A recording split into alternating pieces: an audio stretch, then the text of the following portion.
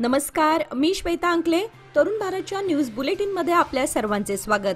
आता पाहूया ठळक घडामोडी. बेळगावातील पांगुळ गल्ली येथील अश्वत्थामा मंदिरावर एका तरुणाने दगडफेक केल्यानंतर बुधवारी रात्री उशिरापर्यंत परिसरात तणाव निर्माण झाला होता. संतप्त जमावाने दगडफेक करणाऱ्या तरुणाला पकडून चोप दिला आहे. या घटनेनंतर पोलीस बंदोबस्तात वाढ करण्यात आली आहे. याबाबत समजलेली माहिती अशी की काल बुधवारी रात्री 11 वाजण्याच्या सुमारास एक 19 वर्षीय तरुणाने मंदिरावर दगडफेक केली. ही गोष्ट नागरिकांच्या लक्षात येताच स्थानिक रहिवाशांनी दगडफेक करणाऱ्या तरुणाला पकडून त्याला जाब विचारला आणि त्याला मार्केट पोलिसांच्या ताब्यात देण्यात आले. घटनेची माहिती समजताच वरिष्ठ पोलीस अधिकारी घटनास्थळी दाखल होऊन रात्री पांगुळ गल्ली परिसरात चोख पोलीस बंदोबस्त वाढवला होता. परिसरातील नागरिकांनी मध्यरात्री पोलीस स्थानकाबाहेर निदर्शने केली. अशांतता माजवण्यासाठी मंदिरावर दगडफेक करणाऱ्या या तरुणावर कडक कारवाई करण्यात यावी अशी मागणी करण्यात आली आहे. परिसरातील तणाव लक्षात घेऊन भेंडी बाजार, पांगुळ गल्ली परिसरात पोलिसांची गस्त वाढवण्यात आली आहे. खानापूर रोड अनुगोळ नाका येथील स्थानिक बस स्टॉप समोरच अवैधरित्या कार पार्किंग करण्यात येत असल्यानं प्रवाशांना बस स्टॉपमध्ये बसण्यास अनेक अडचणी निर्माण होत आहेत. येथे पार्क केलेल्या वाहनांमुळे बस स्टॉपवर बस येताच प्रवाशांची बस पकडण्यासाठी एकच धावपळ उडते. त्यामुळे त्यांना अनेक अडचणींचा सामना करावा लागतो. बसमध्ये चढताना व उतरताना प्रवाशांच्यामध्ये धक्काबुक्की होते. प्रसंगी शाब्दिक चकमकीही उडतात. अवैधरित्या पार्क करण्यात येत असलेल्या या वाहनांच्या या समस्येबाबत स्थानिक नागरिकांनी महानगरपालिकेकडे वारंवार तक्रारी केल्या आहेत. मात्र महापालिका प्रशासनाने बस स्टॉप समोर कार पार्किंग करणाऱ्यांवर अद्याप कोणतीही ठोस कारवाई न केल्याने याबाबत येथील नागरिकातून आश्चर्य व्यक्त करण्यात येत आहे. सन 2024-25 या शैक्षणिक वर्षातील इयत्ता 10वी बोर्ड परीक्षा 21 मार्च रोजी सुरू होणार आहे. जिल्हा प्रशासनामार्फत कॉपी मुक्त परीक्षा पार पाडण्यासाठी प्रयत्न करण्यात येत आहेत. विद्यार्थ्यांनी परीक्षेस सामोरे जाताना कॉपी मुक्त व भयमुक्त सामोरे जावे असे आवाहन जिल्हा शिक्षण खात्यामार्फत करण्यात आले आहे. परीक्षेदरम्यान कॉपी अथवा इतर गैरप्रकार निदर्शनास आल्यास अशा विद्यार्थ्यांवर कारवाई करण्यात येणार आहे. तरी विद्यार्थी आणि पालकांनी दक्षता घ्यावी. तसेच परीक्षा केंद्रावर गैरवर्तन निदर्शनास आल्यास कडक कारवाई करण्यात येईल अशा सूचना प्रशासनामार्फत देण्यात आलेल्या आहेत. तसेच परीक्षा केंद्रावर केंद्र संचालक व पर्यवेक्षक म्हणून काम करणाऱ्या शिक्षकांची उपस्थिती घेण्यात येणार आहे.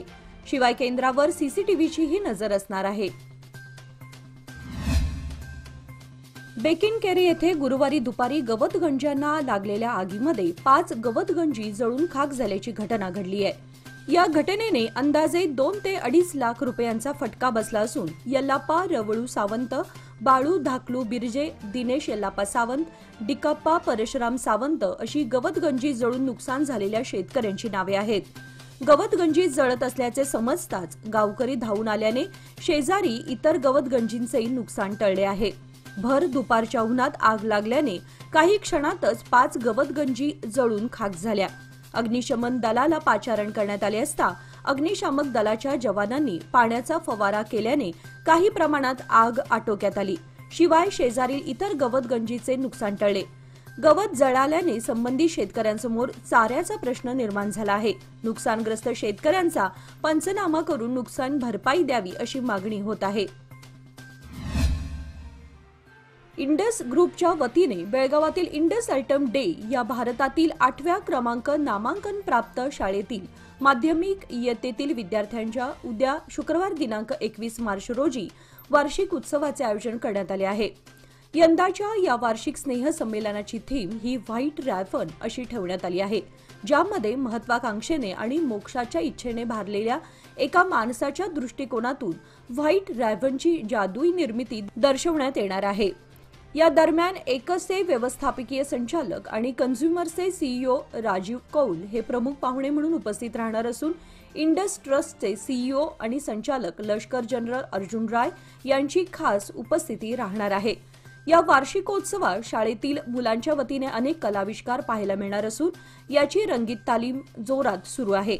या सर्व कार्यक्रमासाठी इंडस इंटरनॅशनल स्कूलच्या प्रमुख डॉक्टर प्रसिद्धा श्रीकुमार यांचे अमूल्य मार्गदर्शन लाभत असून संपूर्ण शिक्षक वर्ग अथक परिश्रम घेत आहेत. या वार्षिक उत्सवाचे थेट प्रक्षेपण तरुण भारत न्यूज या युट्यूब चॅनलच्या वतीने दाखवण्यात येणार असून याची पालक वर्ग आणि नागरिकांनी दखल घ्यावी असे इंडस अल्टम शाळेच्या वतीने कळवण्यात आले आहे. भारताच्या स्मार्ट सिटीमध्ये स्थान मिळवलेल्या बेळगाव शहरातल्या स्थानिक बस स्टॉपची दयनीय अवस्था झाली आहे. बेळगाव शहरातील अनेक बस स्टॉप्समधील ठेवण्यात आलेल्या लोखंडी खुर्च्या, शेड आणि बस स्टॉप पूर्णतः उखडून मोडकळीस आलेल्या अवस्थेत आहेत. मोडलेल्या खुर्च्यांना पेवरचा टेकू देण्यात आलाय. अशा अवस्थेत प्रवाशांना या खुर्च्यांवर बसण्याव्यतिरिक्त दुसरा पर्याय शिल्लक राहिलेला नाही. बेळगाव शहरांमधील बऱ्याच बस थांब्याची अवस्था अशीच सध्या पाहायला मिळत आहे. भारतातील बेळगाव शहराचा स्मार्ट सिटी म्हणून उल्लेख आढळतो. मात्र ही सत्य परिस्थिती पाहता बेळगाव शहराला स्मार्ट सिटी म्हणावं की डर्टी सिटी याचा विचार लोक आता करायला लागलेत.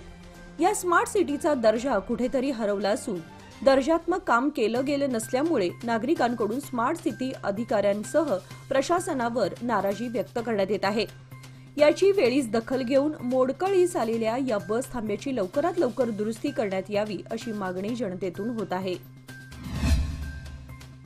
दलित संघर्ष समिती आंबेडकरवाद तर्फे आज गुरुवारी बेळगावात दलितांच्या संघर्ष दिन कार्यक्रमाचे आयोजन करण्यात आले होते.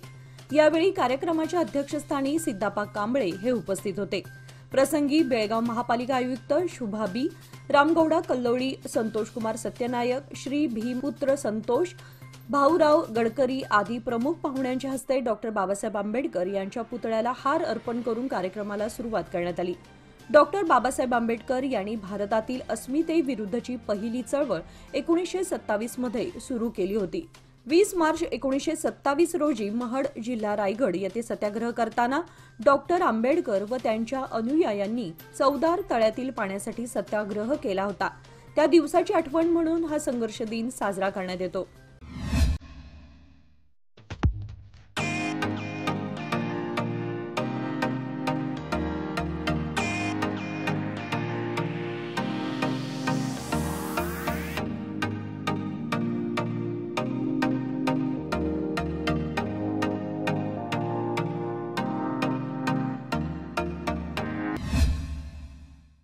आज गुरुवारी कर्नाटकात 12वीची परीक्षा संपल्याने विद्यार्थ्यांनी सुटकेचा निश्वास सोडला आहे.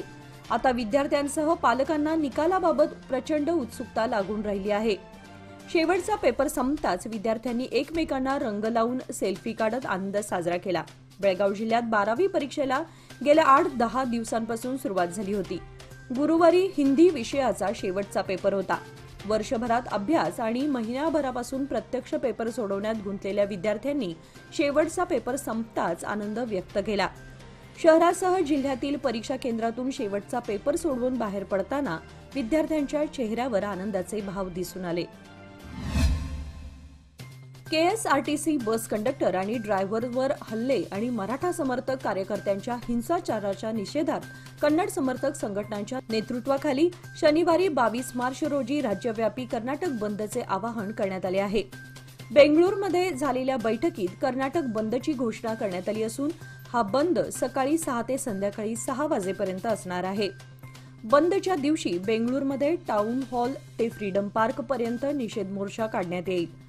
कन्नड संघटनांनी महाराष्ट्र एकीकरण समिती व शिवसेनेवर बंदी घालण्याची कोल्हेकुई मागणी केली असून सरकारने यांच्यावर उपाययोजना करावी अशी मागणी केली आहे. चंदगड, कोकण आणि गोव्याला जोडणाऱ्या तिलारी घाटातील अपघाती वळणातील संरक्षण कठड्याचे काम पूर्ण झाल्याचे पत्र सार्वजनिक बांधकाम विभागाचे उपअभियंता इफ्तिकार मुल्ला यांनी एसटी महामंडळाच्या कार्यालयाला दिले आहे. त्यामुळे घाटातील वाहतूक सुरू होण्याचा मार्ग मोकळा झालाय. घाटातील लष्कर पॉइंटच्या जवळ अपघाती वळण आहे.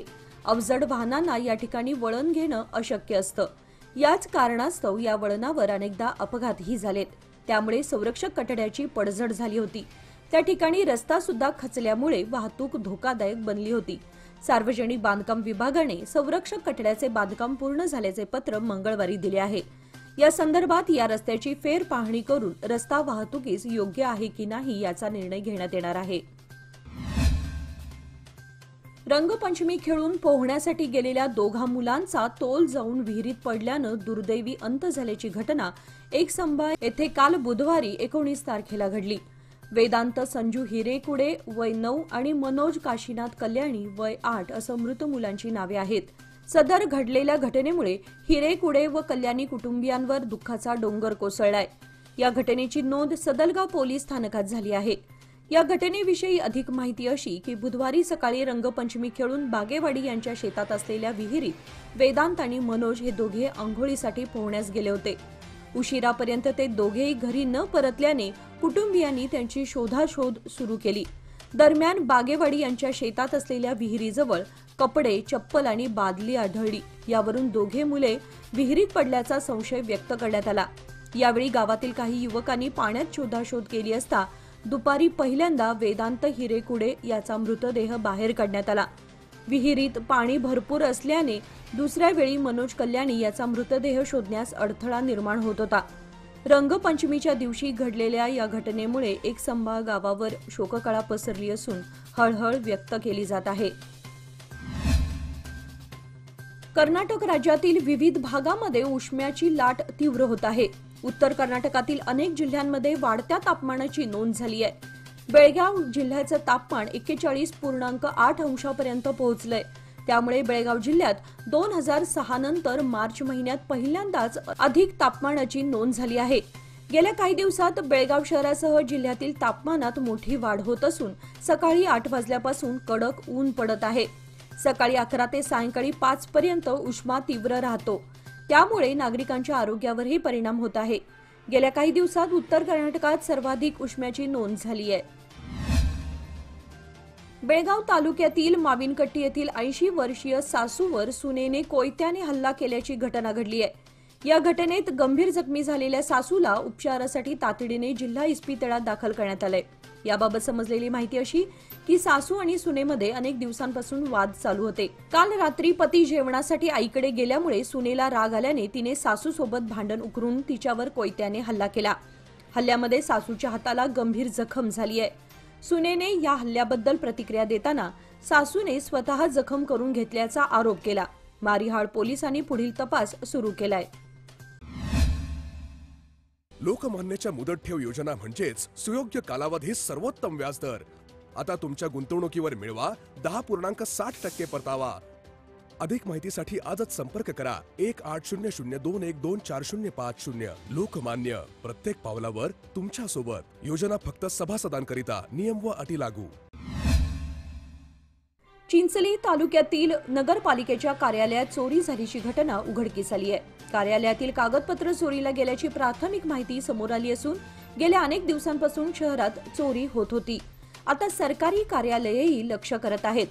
नगरपालिकेच्या कार्यालयाचा दरवाजा तोडून चोरट्यांनी सीसीटीव्ही कॅमेरे बंद करून कार्यालयातील महत्त्वपूर्ण कागदपत्रे चोरून घेऊन गेलेत. सकाळी नगरपालिकेचे सफाई कर्मचारी सफाई करताना संपूर्ण घटना समोर आली. त्यानंतर पोलिसांनी घटनास्थळी जाऊन तपास सुरू केला असून अधिक तपासासाठी पुढील कार्यवाही केली जात आहे. एकंदरीत चिंचली तालुक्यात भीतीचं वातावरण पसरलंय.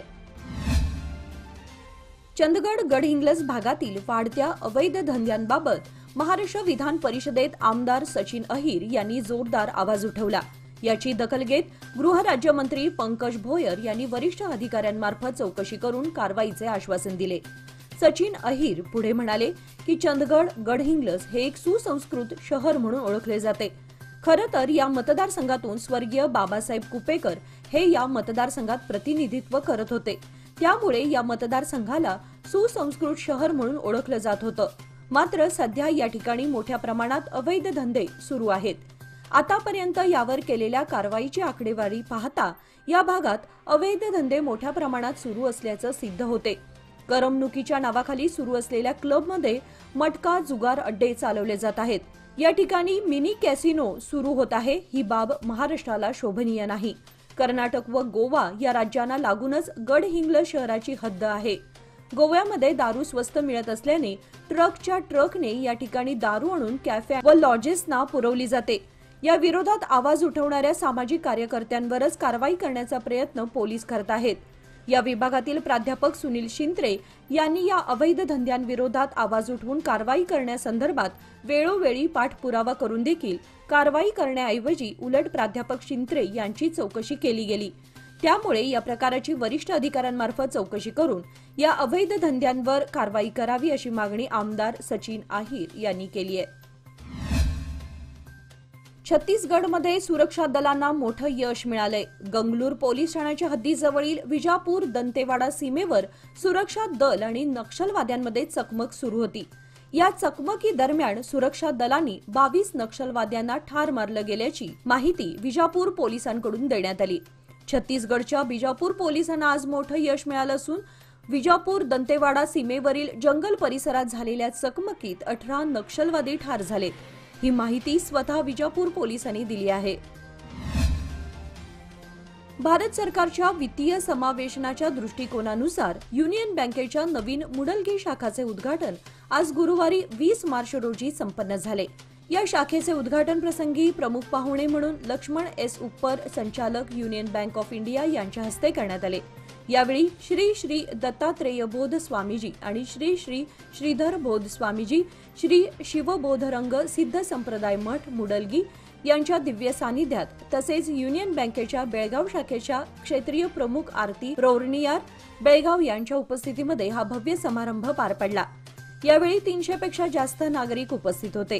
दरम्यान उपक्षेत्रीय प्रमुख ज्ञानेश कुमार, ऑपरेशन्स विभाग प्रमुख नागराज पाटील, आरएलपी प्रमुख धारप्पा कुडची आणि शाखा व्यवस्थापक शरण बसवा तसेच अनेक बँक अधिकारी सहभागी झाले होते. याचबरोबर आजचे बातमीपत्र इथेच संपले. अधिक माहिती आणि ताज्या घडामोडींसाठी पाहत रहा तरुण भारत न्यूज चॅनल. तसेच आमच्या चॅनलला लाईक, शेअर आणि सबस्क्राईब करायला विसरू नका. आणि विश्वासार्ह बातम्यांसाठी दररोज वाचा दैनिक तरुण भारत. नमस्कार.